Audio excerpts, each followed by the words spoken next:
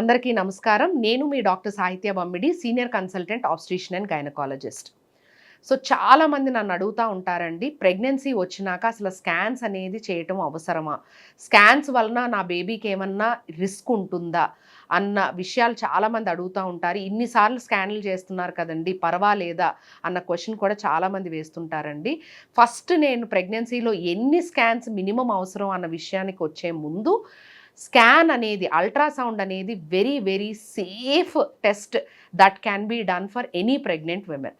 So అది అయితే నేను మీకు ఖచ్చితంగా చెప్పగలను. సో స్కాన్స్ అనేది అది అంటే దాని ఉండే సౌండ్ వేవ్స్ వలన మనకి ఆ అల్ట్రాసౌండ్ అనేది చేస్తాం కాబట్టి స్కాన్ వలన వచ్చే ప్రాబ్లమ్స్ అయితే డెఫినెట్గా ఏమీ ఉండవండి. అండ్ స్కాన్ వలన మీ బిడ్డకి ఎటువంటి అవయవ లోపాలు రావటం కానీ, ఎటువంటి ఇబ్బందులు రావటం కానీ లేవు అండ్ ప్రూవ్ కూడా అవ్వలేదు. సో స్కాన్స్ అయితే మీరు నిరభ్యంతరంగా ఎన్ని స్కాన్స్ అన్నా చేసుకోవచ్చు.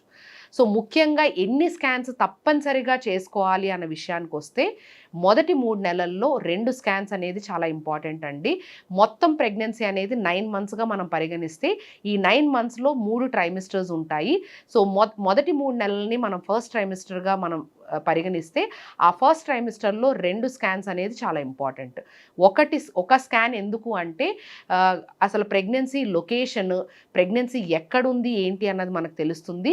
రెండవది ప్రెగ్నెన్సీ ఏజ్ అనేది మనకు తెలుస్తుంది. దాన్ని బట్టి మనకు ఎక్స్పెక్టెడ్ డేట్ ఆఫ్ డెలివరీ, అసలు మీ డేట్స్ కరెక్టా కాదా అన్నది మనకు తెలుస్తుంది.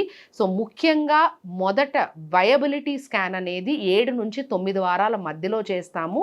అది చాలా important scan and that will be in your first trimester.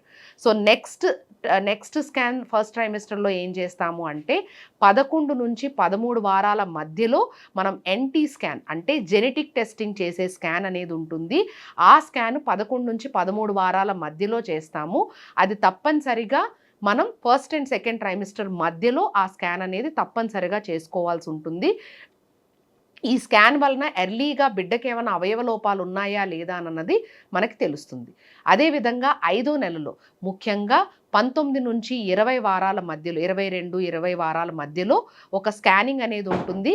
5వ నెలలో నెక్స్ట్ స్కానింగ్ అనేది ఉంటుందండి. ఆ స్కానింగ్ ఏంటి అంటే, 18 వారాల నుంచి 22 వారాల మధ్యలో ఒక స్కానింగ్ చేస్తాము. దాన్నే మనం టిఫా స్కానింగ్ అంటాము.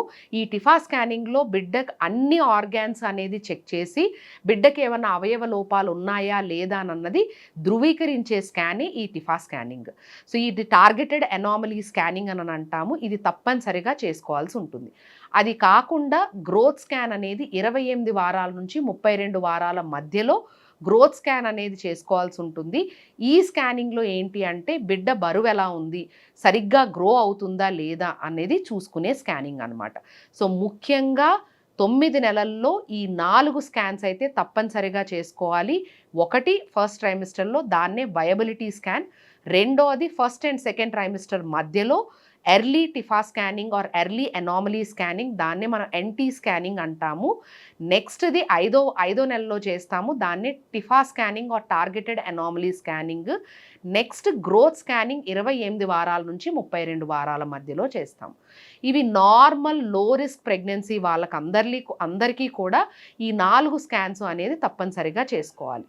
ఈ 4 స్కాన్స్ పక్కన పెడితే, కొంతమందికి ప్రెగ్నెన్సీలో బిడ్డ గ్రోత్ సరిగ్గా లేకపోవటం, లేదంటే ఉమ్మనీరు ఎక్కువగా ఉండటం, లేదంటే తక్కువగా ఉండటం, కొంతమందికి ఒబిసిటీ అంటే అబ్డామినల్ వాల్ ఎడీమా వలన అసలు గ్రోత్ అనేది మనకు పొట్ట మీద తెలియకపోవటము, అండ్ ఎర్లీ స్కాన్స్లో బ్లడ్ ఫ్లో అనేది యూట్రస్కి సరిగ్గా లేకపోవటం వలన, యూట్రైన్ ఆర్టరీ డాప్లర్ అబ్నార్మాలిటీ ఉండటం వలన గ్రోత్ స్కానింగ్ అనేది 2-3 వారాలకే చేయాల్సి ఉంటుందన్నమాట. సో ఏమైనా రిస్క్ ఫ్యాక్టర్స్ ఉంటే మీ గైనకాలజిస్టు మీ సిచ్యువేషన్ బట్టి మీకు స్కాన్స్ అనేది కొంచెం ఎక్కువగా చేసే అవకాశం కూడా ఉంటుంది.